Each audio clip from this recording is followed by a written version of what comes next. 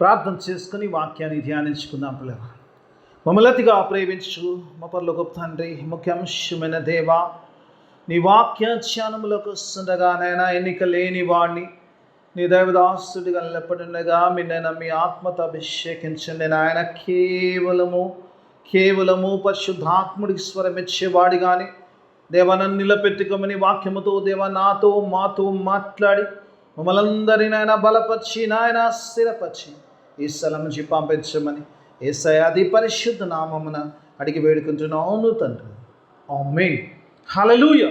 దేవుని స్తోత్రం. కొన్ని నిమిషాలు దేవుని వాక్యాన్ని ధ్యానించుకున్నప్పుడు యేసు ప్రభు వారి 30 సంవత్సరాల జీవితము, 3.5 సంవత్సరాల పరిచర్య కాలములో పిల్లల మరి అనేక సంఘటనలు రాయబడ్డగా చూద్దాం. మరి లూకా సువార్తికుడు మరి ఇక్కడ మరి తను మరి ఈ యొక్క లూకా గ్రంథంలో లూకా యొక్క సువార్తను రాస్తున్నప్పుడు ఆయన అంటాడు, I have made a careful investigation about the life of Jesus అంటాడు. యేసు ప్రభు వారి యొక్క జననం గురించి, ఆయన మరణం గురించి, ఆయన పునరుత్థానమును గురించి, శిలువ కార్యమును గురించి ఆయన అన్ని విషయాలు చాలా క్లుప్తంగా రాసినట్టుగా చూస్తాం. పిల్లలు మరి ఇక్కడ చూసినప్పుడు యేసు ప్రభు వారి యొక్క ఈ 2వ అధ్యాయం అంతా కూడా పిల్లలు మరి యేసు ప్రభు వారి జననము, ఆ తర్వాత ఆయన డెడికేషన్ గురించి రాస్తాడు. 2వ అధ్యాయంలో మొదట ఆయన జననము గురించి రాస్తాడు, ఆ తర్వాత ఆయన డెడికేషన్ గురించి రాస్తాడు. ఎక్కడంటే పిల్లలు మరి యెరూషలేము దేవాలయంకు 8వ దినమున తీసుకెళ్ళిన డెడికేషన్ గురించి రాస్తాడు.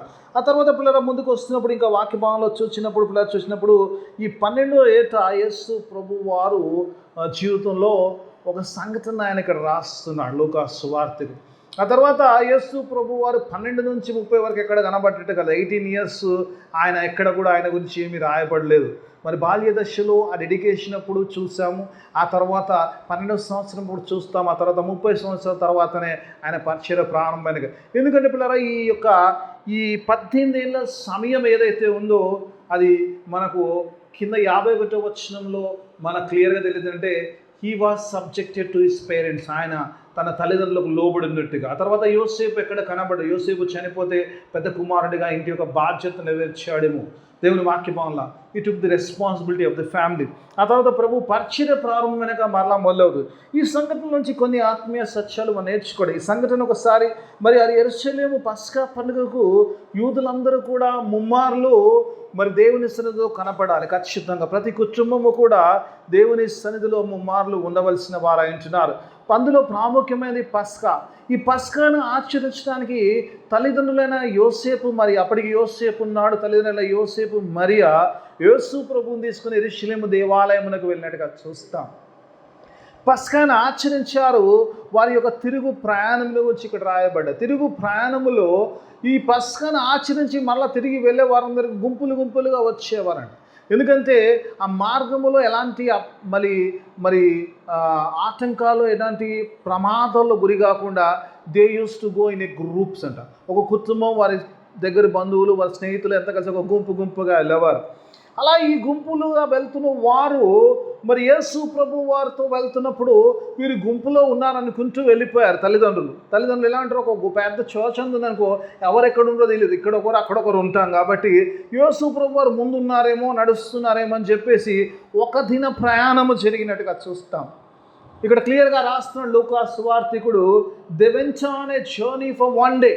ఒక దిన ప్రయాణము తర్వాత they were starting to look for Jesus. యేసు ప్రభు ఎక్కడున్నాడో తమ బంధు మధ్యలో, తమ స్నేహితుల మధ్యలో ఎక్కడున్నాడని చూడడం మొదలుపెట్టినప్పుడు ఆయన ఎక్కడ కనపడినట్టుగా చూస్తాం. ఆ గుంపు అంతా వెతికిస్తారు, అక్కడ యేసు ప్రభు వారు కనబడలేదు. యేసు ప్రభు వారు కనబడకపోతే తల్లిదండ్రులు ఏం చేస్తారు, ఆ గుంపు పోతే పోయింది కానీ వాళ్ళు వెనక్కి వెళ్ళడం మొదలుపెట్టారు కదా. ఇక్కడ యోసేపు మరి తిరిగి యెరూషలేముకి వెళ్ళారు. దే వెంట్ బ్యాక్ అంటాడు, they went back to find Jesus. యేసు ప్రభుని వారు ఎక్కడున్నాడో తెలుసుకోవడానికి తిరిగి యెరూషలేముకి వెళ్ళారు. యెరూషలేముకి వెళ్ళినప్పుడు అక్కడ జరిగిన పరిస్థితి ఏంటంటే యేసు ప్రభు వారు అక్కడ పరిచర్యలతో వారి మధ్యలో కూర్చొని ప్రభు మాట్లాడుతున్నట్టుగా చూస్తాం. 12 సంవత్సరాల బాలుడు మాట్లాడుతున్నప్పుడు అక్కడ ఉన్న వారందరూ ఆశ్చర్యపోయి ఈయనకున్న జ్ఞానములు బట్టి. ఎందుకంటే ఆయన జ్ఞానము ఈ లోక సంబంధమైనది కాదు కానీ పరలోక జ్ఞానం కాదు. ఈ నోస్ ఎవ్రీథింగ్ కదా. ఆయన జ్ఞానానికి దెర్ ఇస్ నో లిమిట్స్. అది చూసినప్పుడు వారందరూ ఆశ్చర్యపోయినట్టుగా చూస్తాం. ఇంతలో తల్లిదండ్రులు రానే వచ్చారు. ప్రభు యెరూషలేములో ఉన్నాడు. ప్రభు యెరూషలేము ఉన్నప్పుడు మరి తల్లిలు తిరిగి వచ్చినప్పుడు తల్లి అయిన మరియా, జనరల్గా ఎవరు మాట్లాడతారు ఇంట్లో? మమ్మీయే. డాడీ తర్వాత. డాడీ కోప్పడతా కానీ mummy is the first one to speak. Mariya మాట్లాడుతుంది. తల్లందరూ కూడా దేవుని స్తోత్రం. మీరు అందరూ మాట్లాడేవారిగానే ఉండాలి. మరి ఎలా ఉండాలి? యేసు ప్రభుతో మాట్లాడుతున్న మాట, నీవెందుకు ఇలా చేసావు? Why did you do like this to us? మాకెందుకు ఇలాగ చేశావు? నేను నీ తండ్రి ఎంత బాధపడుతున్నావు, ఎంత దుఃఖపడుతున్నావు నీకు తెలుసా? నీ విషయంలో ఎంత చింత కలిగి ఉన్నావో నీకు తెలుసా? వై డిడ్ యు డూ అని యేసు ప్రభుని అడిగినప్పుడు యేసు ప్రభు అంటారు, నేను వెతుకుతున్నాను నిన్న గురించి. అంటే నా గురించి ఎందుకు వెతుకుతున్నామ్మా అని అడుగుతారు. Why are you looking for me? Don't you know that I have to be on my father's business. కొన్నిసార్లు అనిపిస్తుంది, ఐ లవ్ దిస్ వర్డ్. కొన్నిసార్లు అనిపిస్తుంది యేసు ప్రభు వారు చెప్తున్న 12 సంవత్సరాలప్పుడు యేసు ప్రభు వారు చెప్తున్న మాట, నా తండ్రి పని మీద నేను ఉండాలన్న సంగతి మీకు తెలియదా అన్నప్పుడు వారికి అర్థం కాలేదు అంతకుముందు. కొన్నిసార్లు అనిపిస్తుంది వాళ్ళకి ఎందుకు అర్థం కాలేదు అని కొన్నిసార్లు ఆశ్చర్యం అనిపిస్తుంది. మరియకు తెలియదా యేసు ప్రభు దేవుని కుమారుడని? తెలుసు, మరియకు తెలుసు. ఎందుకంటే మరియకు దేవుని ద్వారా మరి ఆ పరిశుద్ధాత్మ వల్ల గర్భము ధరించింది కాబట్టి. ఈ సంగతి యోసేపుకు తెలియదు. యోసేపు కూడా ఇన్ఫార్మ్ అయిందంటే పరిశుద్ధాత్మ ద్వారా పుట్టినవాడు, దేవుని కుమారుడు. Even though we were physical mother and father, but God is his father అన్న సంగతి వాళ్ళకి తెలుసు. కానీ అక్కడ వాళ్ళ అండర్స్టాండింగ్, ఆ సందర్భంలో వాళ్ళ అండర్స్టాండింగ్ అది అర్థం కాని స్థితిలో ఉంది. ప్రభు అన్న మాటలు అంటాడు. మాటలు ఆ తర్వాత యేసు ప్రభు వారు ఆ తర్వాత విషయంలో చూసినప్పుడు కింద అంటాడు కదా, he went back with them అంటాడు కదా. ఆ తర్వాత 51వ వచనంలో వారితో ఆయన తిరిగి వెళ్ళాడని, తిరిగి వెళ్ళి వాళ్ళకు ఈ వాస్ ఒబీడియంట్ టు దెమ్, వారికి విధేయత కలిగి ఉన్నవాడిగా చూస్తాం. ఆ తర్వాత 52వ వచనంలో ఆయన గ్రోత్, ఆయన మనుషుని యందు, దేవుని యందు, వయసునందు, జ్ఞానమందు ఎదగొచ్చుండని చెప్పి లూకా సువార్తికుడు ఈ మాటను ముగించాడు. ఇందులో నుంచి కొన్ని ఆత్మీయ సత్యాలు నేర్చుకునే ప్రయత్నం. Let us learn something. నిజంగా ఈరోజు కుటుంబ సభ్యులుగా, నిజంగా పేరెంట్లుగా నేర్చుకోవాల్సిన విషయాలు కొన్ని విషయాలు ఇందులో ఉన్నాయి. అందులో నేర్చుకోవడం ప్రయత్నం చేద్దాం. మొట్టమొదటి చూసినప్పుడు ఇక్కడ తల్లి మాట్లాడుతున్నప్పుడు, ఒక మాట చూస్తున్నప్పుడు యేసు ప్రభువుని గురించి తల్లి మాట్లాడుతున్నాం. ఒకసారి లేటెస్ట్ సిబిల్ ఒకసారి చూద్దాం. 48వ వచనం ఒకసారి చూద్దాం. ఆయన తల్లిదండ్రులు ఆయనను చూచి మిస్సిలి ఆశ్చర్యపడి, ఆయన తల్లి అన్న మాట మీద ఆయన తల్లి, కుమారుడా మమ్మును ఎందుకు ఇలాగ చేసితివి? ఇదిగో నీ తండ్రియు నేను దుఃఖపడుచును, నిన్ను వెతుకుచుంటిమంటాడు. ఇక్కడ చూసినప్పుడు తల్లి అంటుంది, దుఃఖపడుచు, బాధపడుచు, చింతపడుచు, నీ గురించి వెతుకుతున్నాము. Why did you do like this my son? కారణం పిల్లల రోజు తల్లిదండ్రులు చాలాసార్లు ప్రశ్న వేస్తుంటాం కదమ్మా. పిల్లలంటే ఎందుకు ఇట్లా చేసినావురా, ఏం చేసినావు? మమ్మీ డాడీ ఎంత బాధపడతారన్న సంగతి నీకు ఆలోచన లేదా? నీకు అంత గ్రహింపు లేదా? ఇప్పుడు ఎందుకు పిల్లల యేసు ప్రభువుని ఈ మాట అడుగుతున్నప్పుడు ఈజ్ ఇన్ టు టీన్స్లో చిన్న తల్లిదండ్రులు కొంచెం భయం ఎక్కువ స్టార్ట్ అవుతుంది కదమ్మా. కిడ్స్లో అంత భయం ఉండదు, కానీ కిడ్స్లో ఎందుకంటే 1-2 కొట్టేనా చెప్పి వినిపించుకునేస్తారు. When they come in to the teens we have to be very careful about మనం తిట్టడం కానీ, మనం కొట్టడం కానీ, మన గద్దింపులో కానీ ఒక జాగ్రత్త వచ్చేస్తుంది. ఒక జాగ్రత్తగా ఒక కొలతతో కొలుస్తుంటాము. ఎలా పడతానో తిట్టడం లేదు, ఇటు రిబెల్ అయిపోతే పరిశాని కాబట్టి జాగ్రత్తగా తిడుతున్నాము. తిట్టడంలో కూడా ఎలా ఉంటుందంటే కొలత కొలిసినట్టుగా తిడతాం, అవునా కాదా? Even Jesus was in the teen. ఆ 12వ సంవత్సరంలోకి వస్తేలకే తల్లి ఎక్కడ, ఏంటి ప్రభు, ఏంటి కుమారుడు ఎలా చేసావు, మేము ఎంత బాధపడుతున్నాం, తర్వాత గర్తించిన వెతుకుతున్నాము, తర్వాత ఎంత బాధపడుతున్నాం. Do you know how much we are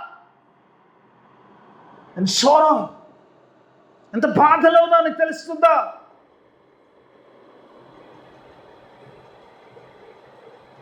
ఈ మాటలు మాట్లాడుతున్నప్పుడు నిజంగా కొన్నిసార్లు ఆ వయస్సులో, ఆ ఏజ్లోకి వచ్చినప్పుడు తల్లిదండ్రులకి భయం ఉంటుంది. అలాగనే మరియ కూడా అలాంటి భయం ఉందో. ప్రభువు నిజంగా అన్నప్పుడు ప్రభువును ఒక రకంగా గద్దిస్తున్నాడుగా అంటుంది, కానీ it was a measured it was a measured thing. అడుగుతున్నప్పుడు ఏమంటుంది, ఎంతయ్యా ఎలా చేస్తావు మమ్మల్ని, నీ తండ్రి నేను ఎంత బాధపడుతున్నాము. She was worrying about the young son కదా. మనం ఎలా భయపడతామో మరియ కూడా అలాగే భయపడుతుంది కదమ్మా. ఈ వచనంలో పిల్లరా నిజంగా నేను చదువుతున్నప్పుడు ఈ వాక్యంలో అనిపించింది 2 విషయాలు చాలా ప్రాముఖ్యం. ఒకటి తను బాధపడుతుంది, రెండోది తను వెతుకుతుంది. ఆ బాధపడుతూ వెతుకుతుంది, కానీ బాధకు ముందు ఆ మాటలు ఒకసారి మళ్ళీ చూసుకుందాం. ఏమంటే పిల్లలు దేవుని వాక్య భావంలో ఆయన తల్లిదండ్రులు ఆయనను చూచి మిక్కిలి ఆశ్చర్యపడుతుంది. ఈ సంగతి ప్రభువును గద్దించడము, ప్రభుతో మాట్లాడము అది సెకండరీ ఇష్యూ. కానీ మొట్టమొదటిగా యెరూషలేము దేవాలయములో యేసు ప్రభు ఆ యొక్క పరిచయంతో ఆ గొప్ప తాయిమచులతో మాట్లాడుతున్న మాటలు వింటున్నప్పుడు తల్లికి ఒక రకమైన సంతోషము, అంటే ఆమె ఆశ్చర్యపోయినట్టుగా చూస్తాం పిల్లలు. కొన్నిసార్లు అనిపిస్తుంది కదా, గదిస్తున్నా కూడా ఆ పరిస్థితి చూసినప్పుడు even though situation very bad, యేసు ప్రభు వారు చెప్పకుండా సైలెంట్గా ఉండడం నిజంగా తల్లిదండ్రులకు ఆయాసకరం జరిగినప్పుడు, అక్కడ జరుగుతున్న conversation she was very happy and surprised about the knowledge of us కదా. తల్లిదండ్రులు కొన్నిసార్లు పిల్లల యొక్క ఆ గ్రోత్ను చూసినప్పుడు ఆ సంతోషము, అసలు మనం నిజంగా మన పిల్లలేనా. ఫస్ట్ మా ఆలం బాబు కాంగో కొట్టినప్పుడు సర్ప్రైజ్. ఎందుకంటే నేను పోయి కాంగో నేర్చుకున్నా కదా, అనుకున్నట్లు ఒక పాట కూడా కొట్టలేకపోయాను. వాడు ఎక్కడ చూడకుండా వాడు 9 సంవత్సరాల వయసులో వాడు కాంగో కొడుతున్నప్పుడు ఐ సెడ్ ప్రైజ్ గాడ్ అన్నాను. దేవుడు ఎవరికి ఏ తలాంత ఇస్తాడో నాకు అడుగును. ఎక్కడ నేర్చుకోలేదు, ఏం చేయలేదు. మరి చూసి సామలయ్య గారు వచ్చినప్పుడు కొట్టి 2 ఫీట్లు వచ్చినప్పుడు కొట్టడం అక్కడ నుంచి వాడు చేతులు వాడు ఏళ్ళు ఇలా అయిపోతాయి. వాడు ఏళ్ళు చూస్తే భయం అవుతుంది. So good. కొన్నిసార్లు ఇట్ మేక్స్ అంటే ఎలా వచ్చిందంటే ఇటు కాకపోయినా లేదా దేవుని పైన వచ్చింది. ఆత్మ సమానమైన జ్ఞానము గొప్పది. ఇక్కడ జ్ఞానం వచ్చి వచ్చినప్పుడు తల్లి ఆశ్చర్యపడుతున్నట్టుగా చూద్దాం. ఈరోజు దేవుడు నీతో నాతో మాట్లాడుతున్న మాట. ఈరోజు మన పిల్లల విషయంలో మనము భయపడవచ్చు, భయం ఉండొచ్చు, వారు ఎదుగుతున్న స్థితిలో ఉన్నప్పుడు భయం ఉండొచ్చు. కానీ ఇక్కడ చూసినప్పుడు పరిస్థితిలో చూసినప్పుడు ఆ తల్లి ఈరోజు నీవు నేను కూడా అలాంటి ఆశ్చర్యకరమైన పరిస్థితిలో ఉండాలంటే ఏం చేయాలో ఒక విషయాన్ని చూపిస్తాను. ఎందుకు పిల్లలు అంత ఆశ్చర్యపడాల్సిన విషయం వచ్చిందంటే, నీవు నేను కూడా అలాంటి సిచ్యువేషన్లో దేవుడు ఆ వాక్యం నీతో నాతో మాట్లాడు. దేవుడు నాకు నేర్పించాడు, మీతో పంచుకోవాలని ఆశ కలిగినాను. యామన బిడ్డలైన పెద్దగా అవుతున్న పిల్లల గురించి భయం ఉన్న తల్లిదండ్రులు చేయవలసిన పని ఏంది? మనము దేవుని సన్నిధిలో నిజంగానే ఒకవేళ పరిస్థితి కొంచెం అటు ఇటు అనిపించిన దేవుని సన్నిధిలో నిజంగా ఆశ్చర్యపడే మన పిల్లల్ని ఆశ్చర్యపడే స్థితిలో మనం చూడాలంటే ఏం చేయాలి? ఒకసారి 41వ వచనం చూద్దాం. Let us see what did they do. పస్కా పండుగప్పుడు చాలా జాగ్రత్త. పస్కా పండుగప్పుడు ఆయన తల్లిదండ్రులు, యేసు ప్రభు వారి తల్లిదండ్రులు ఏమంటాడు? ఏ theta as a custom they went to the Jerusalem. ఏం చేస్తున్నారు తల్లిదండ్రులు? ఏ థేటా యెరూషలేములకు వెళ్ళుచుండువారు. దేవునికి స్తోత్రం. తల్లిదండ్రులు వారి యొక్క ఆత్మీయ జీవితము చూసినప్పుడు వారి ఆత్మీయ జీవితమును బట్టి యేసు ప్రభు ఎక్కడున్నాడో వెతుకుడు. యేసు ప్రభు దేవాలయంలో, నువ్వు దేవాలయంలో ఉంటే నీ పిల్లలు కూడా దేవాలయంలో ఉంటారు. నువ్వు దేవుళ్ళు ఎదిగితే నీ పిల్లలు కూడా దేవుల్లో ఖచ్చితంగా ఎదుగుతారు. హల్లెలూయా.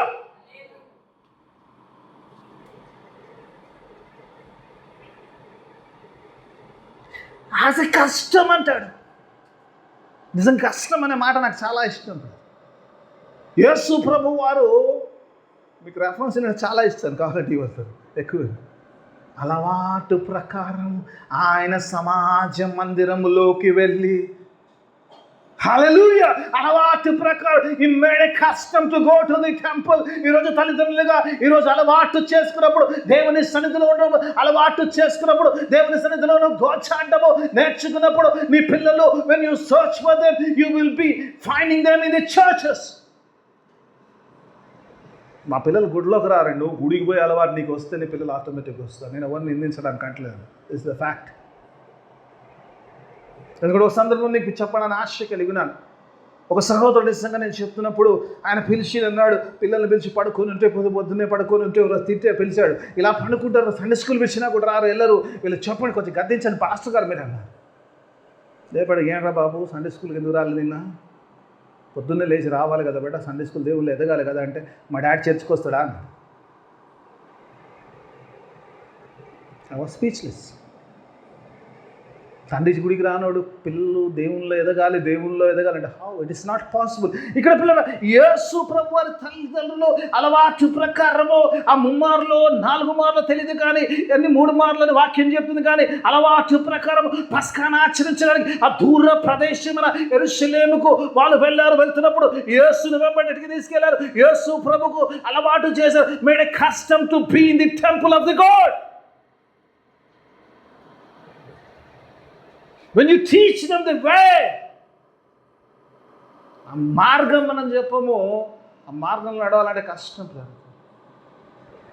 ఆత్మీయంగా నా పిల్లలు ఎదగాలి, ఆత్మీయంగా నా పిల్లలు ఉండాలి, నీకు ఆ భయం ఉండకూడదు, నువ్వు ఆశ్చర్యపడే స్థితిలో ఉండాలి. వాళ్ళ ఆత్మీయ జీవితంలో వాళ్ళు ఆశ్చర్యపడే స్థితిలో ఉండాలంటే నువ్వు దేవుని సన్నిధికి వెళ్ళడం అలవాటు అయినప్పుడే నీ పిల్లలు దేవుని సన్నిధిలో ఉంటారు.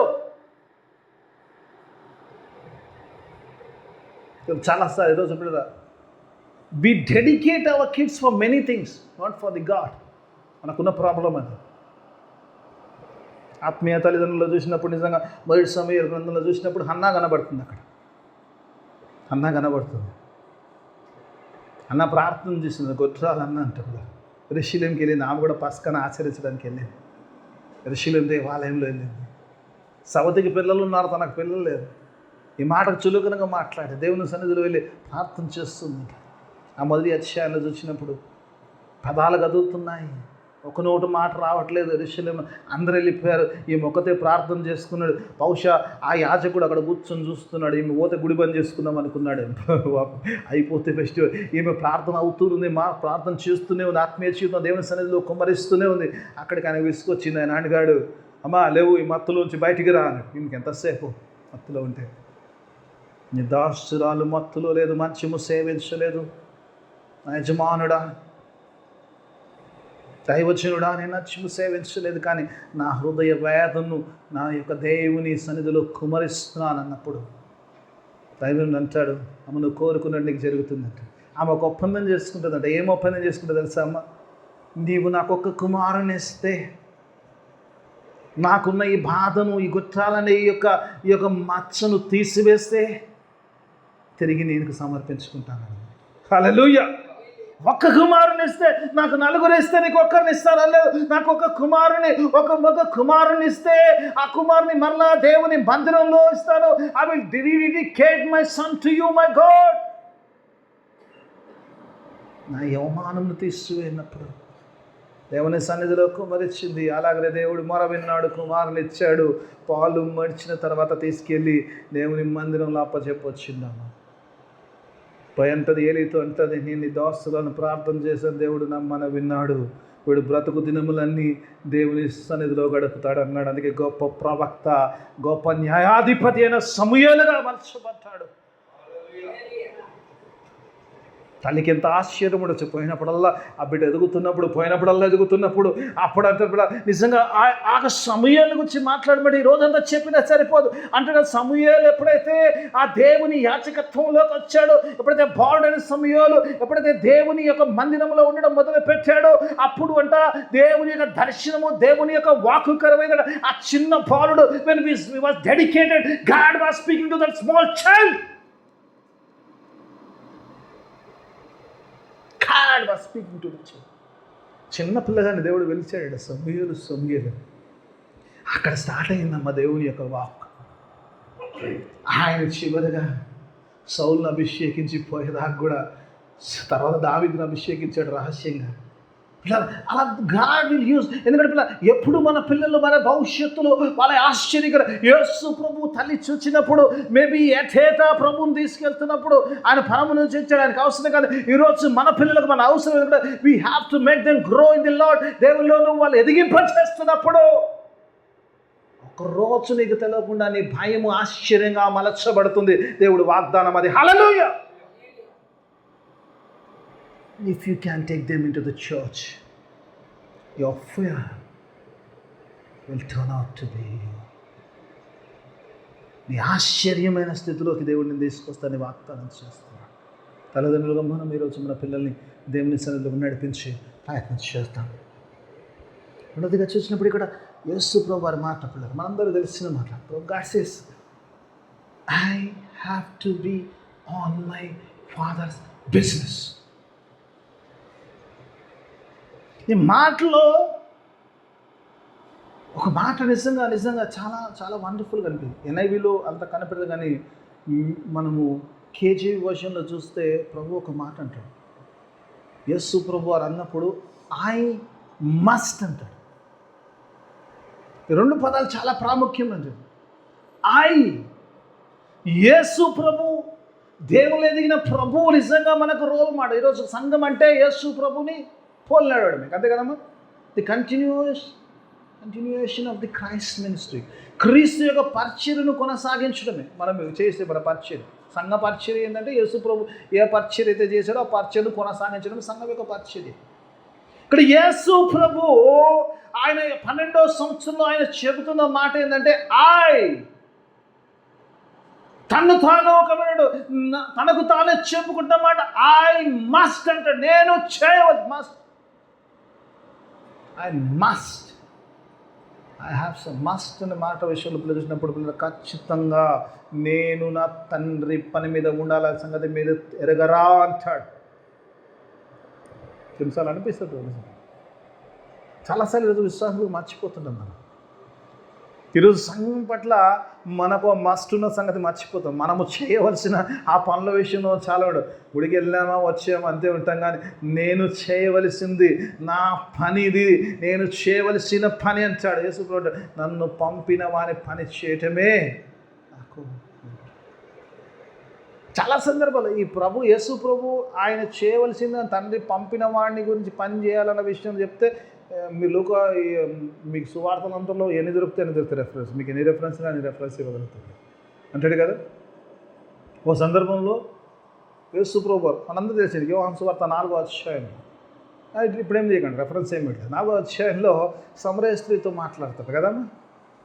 ఆమె పోయి ఊరందరినీ పిలుచుకొని వస్తారు, శిష్యులు వస్తారు, భోజనం తీసుకొస్తారు. ఈ లోపల ఆ స్టోరీలోకి నేను భోజనం తీసుకొచ్చి ప్రభు అంటే మీకు తెలియని ఆహారం నాకు ఇంకోటుందని ఇలా అంతా ఆశ్చర్యపోతారు.